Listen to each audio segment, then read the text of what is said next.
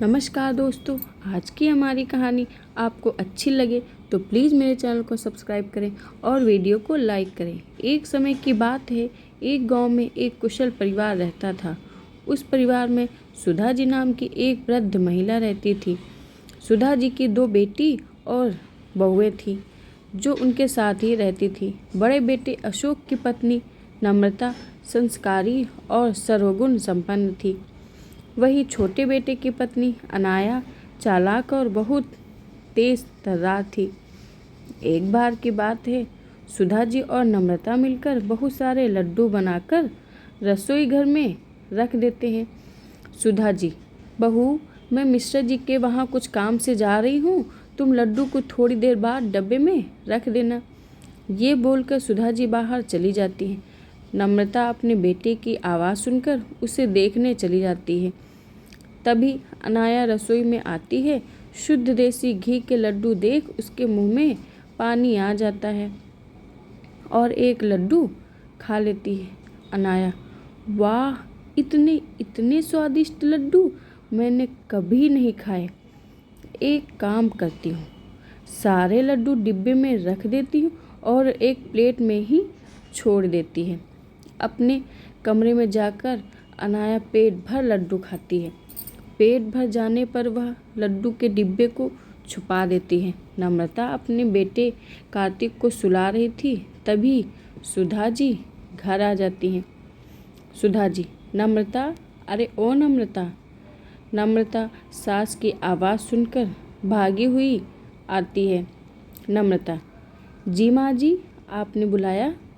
सुधा जी, बेटा जरा चाय बना देना और हाँ, लड्डू भी ले आना, 1-2 खा लूँगी।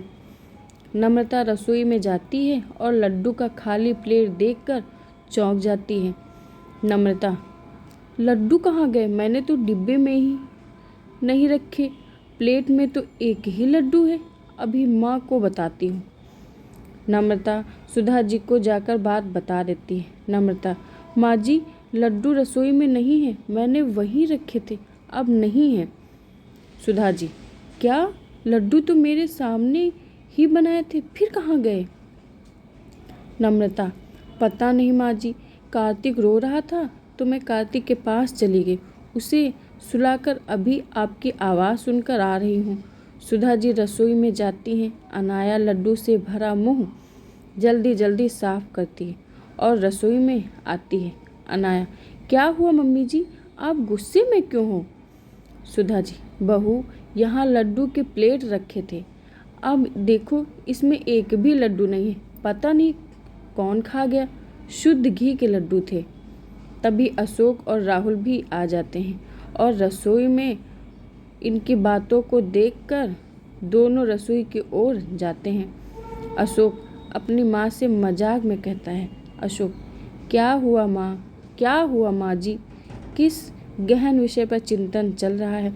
सुधा जी, अरे देखो ना बेटा, शुद्ध घी के लड्डू बनाए थे, पता नहीं कौन खा गया, अब एक भी नहीं है। अनाया, आपके बाहर जाने के बाद तो नम्रता दीदी ही न थी रसोई में, शायद कहीं इन्होंने ही। नम्रता, अनाया, ये क्या बोल रही हो तुम? मैं कार्तिक के पास थी। सुधा जी और घर के सभी सदस्य अनाया की बात पर विश्वास कर लेते हैं और नम्रता के खिलाफ हो जाते हैं। सभी नम्रता को खूब सुनाते हैं तो वो रोने लगती है। अनाया बहुत खुश होती है। वो खुद से कहती है, इन लोगों को बेवकूफ़ बनाना कितना आसान है। कुछ दिन बाद सुधा जी काजू और बादाम खरीद कर लाती हैं और नम्रता को संभाल कर रख देने के लिए कहती हैं। सुधा जी ये कहकर वहाँ से चली जाती हैं। नम्रता काजू और बादाम के डिब्बे को अलमारी में रख देती है।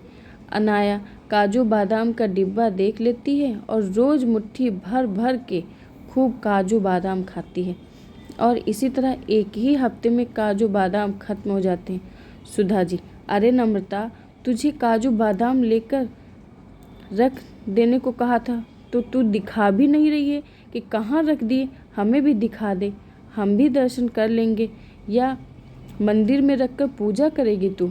नम्रता, जी माँ जी, अलमारी में रखे हैं, अभी लेकर आती हूँ। ये बोलकर नम्रता रसोई में जाती है और काजू बादाम का डिब्बा निकालती है, पर डिब्बे में तो काजू बादाम ना के बराबर थे। ये देखकर नम्रता चौंक जाती है और रोने लगती है। नम्रता के रोने की आवाज़ सुनकर सुधा जी और घर के सारे सदस्य रसोई में आते हैं। नम्रता को रोता देख सुधा जी बोलती हैं, सुधा जी, अरे क्या हुआ, रो क्यों रही हो? नम्रता, माँ जी, काजू बादाम यहीं रखे थे, पता नहीं कहाँ गए। सुधा जी, क्या 4 दिन पहले ही तो लाई थी काजू बादाम का डिब्बा और ख़त्म भी हो गया। अनाया अपनी चोरी छुपाने के लिए फिर नम्रता पर इल्ज़ाम लगा देती है और कहती है, अनाया, नम्रता जी, खाने का मन था तो खाइए, लेकिन इसे चोरी करना ठीक नहीं है। सुधा जी, पता नहीं इस घर में क्या हो रहा है, खाने की भी चोरी। अरे बहू, थोड़ा बहुत दूसरों को भी चखा दिया करो, इस घर में और भी लोग रहते हैं। यह बोलकर सभी चले जाते हैं और नम्रता रोने लगती है। कुछ दिन बाद अनाया की दोस्त रिया का फ़ोन आता है। रिया, हेलो अनाया, कैसी हो? अनाया, मैं ठीक हूँ, और तुम बताओ, इतने दिनों बाद कॉल किया। रिया, घर के काम में ना बिजी रहती हूँ, चलो ना हम दोनों कल मिलते हैं, शॉपिंग करेंगे, खाएंगे पिएंगे। अनाया, अच्छा ठीक है, कल मिलते हैं। वैसे भी शादी को 2 महीने हो गए हैं, कहीं घूमने भी नहीं गई मैं, राहुल को तो टाइम भी नहीं मिलता। रिया, ठीक है ना, तो कल मिलते हैं, तू तैयार रहना। अनाया खुद से कहती है, मैंने रिया को हाँ तो बोल दिया, पर पैसे कहाँ से लाऊंगी? बाहर जाने का मतलब पैसों का खर्च होना। अब अनाया पैसों की जुगाड़ में लगी है। वो सुधा जी के कमरे में गुजरती है, तभी अशोक सुधा जी को 10,000 रुपये रखने के लिए देता है। अब रात होते ही अनाया सुधा जी के कमरे में जाती है और 10,000 की गड्डी चुरा लेती है। सुबह होते ही अशोक 10,000 सुधा जी से मांगता है। अशोक, माँ, वो 10,000 दिए थे ना, वो देना, दोस्त को वापस करने हैं, वह लेने के लिए आ रहा है। सुधा जी कमरे में पैसा लेने जाती हैं, जैसे ही अलमारी खोलती हैं तो पैसे कहीं नहीं मिलते।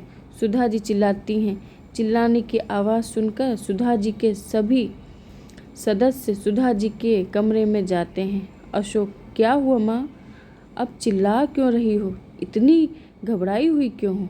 सुधा जी, मैंने यही 10,000 रखे थे, अब नहीं है, पता नहीं कहाँ चले गए। अशोक, नहीं है मतलब? माँ, वो पैसे मेरे दोस्त के थे, वो आने वाला है, मैं कहाँ से लाकर दूंगा उसे? सुधा जी, कहीं ये बाहर के किसी आदमी का तो काम नहीं है, लेकिन हमारे घर में कोई आता भी तो नहीं। अशोक, हाँ माँ, आप सही कह रही हैं, अब मैं पुलिस को ही बुलाता हूँ। सुधा जी, हाँ यही ठीक रहेगा, हमारे घर में कुछ न कुछ चोरी हो रहा है। अब ये पैसे भी चले गए, तू बुला ले बेटा पुलिस को। पुलिस का नाम सुनते ही अनाया घबरा जाती है। अशोक का दोस्त पैसा लेने आता है।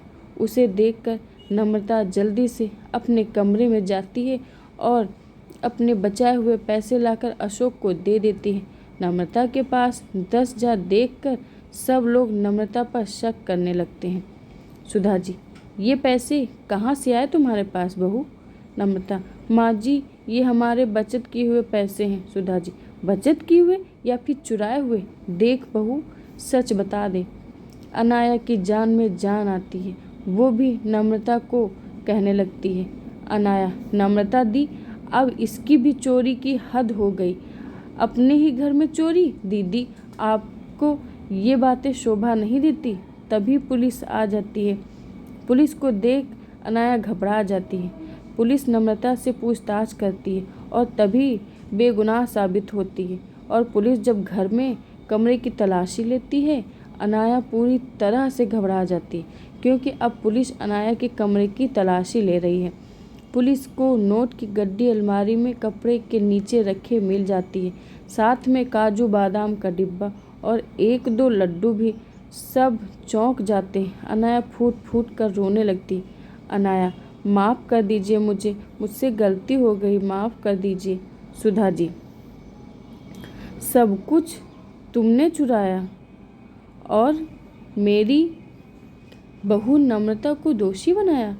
अनाया रोने लगती है और नम्रता से भी माफ़ी मांगती है। नम्रता, कोई बात नहीं अनाया, तुम्हें इस घर में चोरी करने की कोई ज़रूरत नहीं है। तुम्हें कुछ भी चाहिए तो तुम हम सबसे कह सकती हो। तुम्हारी एक गलती ने तुम्हें कितनी बड़ी मुसीबत में डाल दिया था।